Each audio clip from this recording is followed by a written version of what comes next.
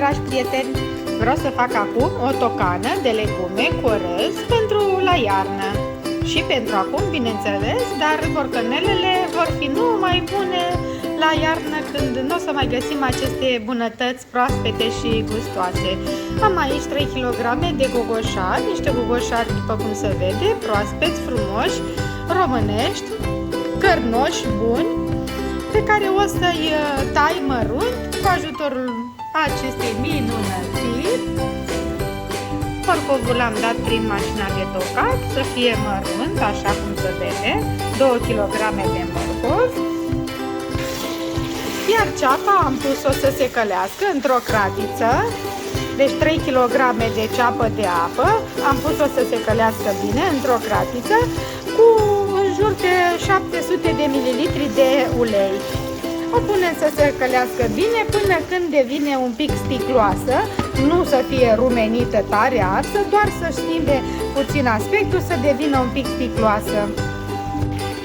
Peste ceapa prăjită am adăugat și morcovul și le lăsăm să se călească bine.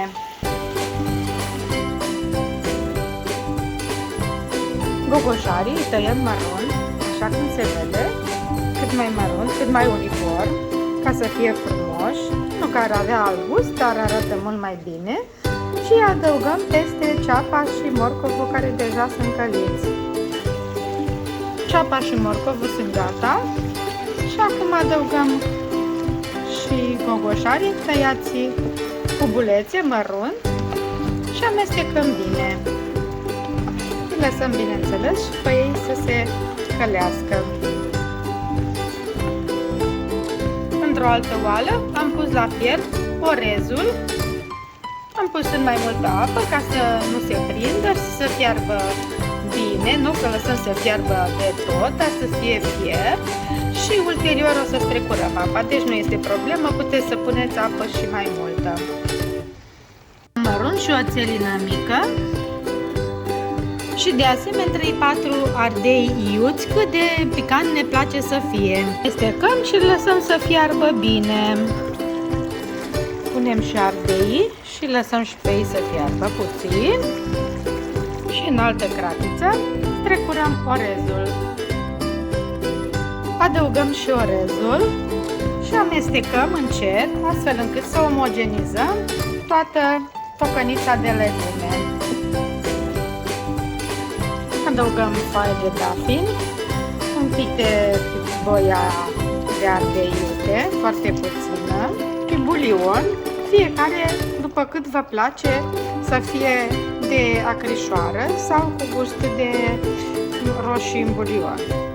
Amestecăm bine și mai lăsăm câteva minute, astfel încât totul să capete o aromă și o savoare de la toate aceste condimente. 2-3 minute, nu este nevoie de mai mult. Adăugăm și o mână zdravănă de pătrunjel verde și închidem focul. Tocana noastră de legume este gata și abia așteaptă să o gustați. Sunt convinsă că o să vă placă și dacă vreți să comandați, vă aștept ca de obicei la numărul de telefon pe care îl știți și pe care îl afișez de fiecare dată. Așa arată tocana mea de legume, cu gogoșari, cu ceapă de apă, cu țelină, cu morcov, cu ardei gras, cu ardei iute roșu, cu foaie de dafin, cu pătrunjel, cu mărar, foarte puțin mărar.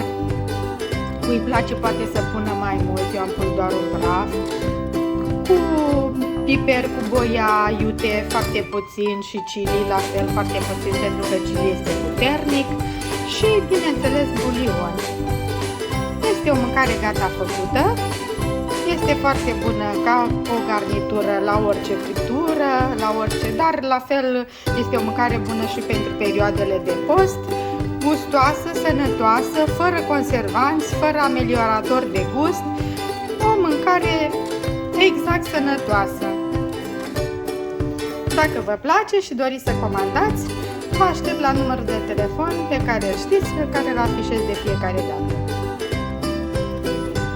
Acum o să-l pun în borcane, o să le sicilez bine și o să le sterilizăm un pic la cuptor, deși nu este foarte mult nevoie, pentru că dacă le punem foarte fierbinți în borcane, deja ele se sterilizează din cauza temperaturii compoziției.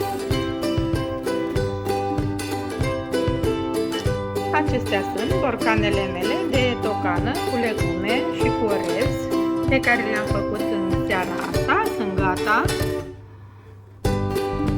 O tocană bună cu tot felul de legume proaspete, naturale, fără conservanți, fără amelioratori de gust, adică substanțe gen delicat, vegetă și așa mai departe, doar legume proaspete. Și secretul este să fie puse foarte fierbinți în borcan și să fie borcanele bine sterilizate. Bineînțeles, ca să țină mult. Deci borcanele au legumele pe care vi le-am arătat și în rețetă, adică 3 kg de gogoșa, 3 kg de ceapă de apă, 2 kg de morcov, o țelină mai mare, bineînțeles sare, piper, boia, chili, fiecare cum îi place să fie de picant sau de mai puțin picant. Aceasta pe care am făcut-o eu este puțin picantă, nu așa ne place să fie tocana de legume, un pic picantă. Bulion, bineînțeles la fel cât vă place să fie de afișoară și pusă fierbinte în borcane. La cantitatea aceasta de legume ar merge cam 1 litru de ulei. Eu pun mai puțin, în jur de 700-800 de grame de mililitri de ulei, că nu vreau să fie așa de, cum să zic, grasă, să se vadă uleiul deasupra borcanelor. Deci mie îmi place să fie un pic mai dietetică. Foaie de dafin, dacă vă place, puteți să puneți. Eu am pus vreo 5 foi de dafin.